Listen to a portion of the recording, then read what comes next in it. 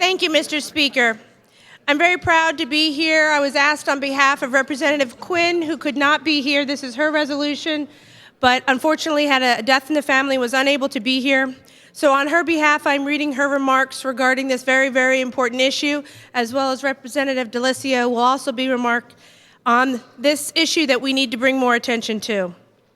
Thank you, Mr. Speaker. I appreciate your interest as well as the attention from my colleagues as I speak on the House Resolution 634, which recognizes January as Human Trafficking Awareness Month in Pennsylvania. It wouldn't surprise me if, when you heard me mention human trafficking, that you instinctively thought about a problem that only occurs in far-off countries, countries in which liberty and freedom are not revered in the way that they are in our nation.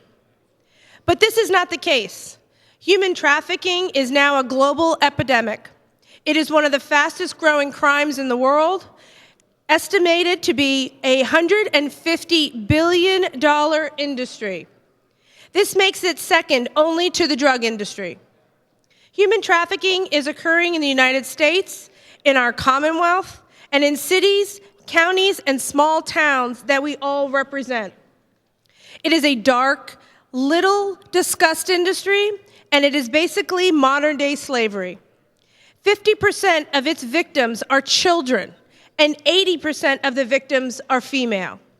The average age of the victim is 12 to 14 years old. In the past 2 decades, this commercial sexual exploitation has grown.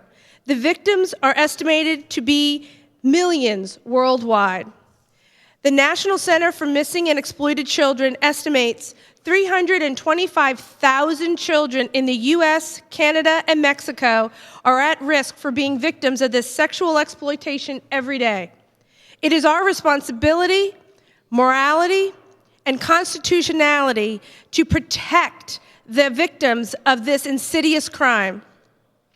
We must recognize that it does in fact occur here at home, and that our children are preyed upon and groomed by predators.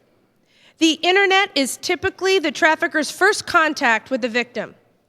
And no, all the children victims do not come from troubled homes.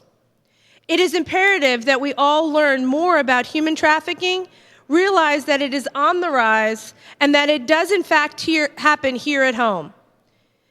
Raising awareness is a first step, one that each of us can take.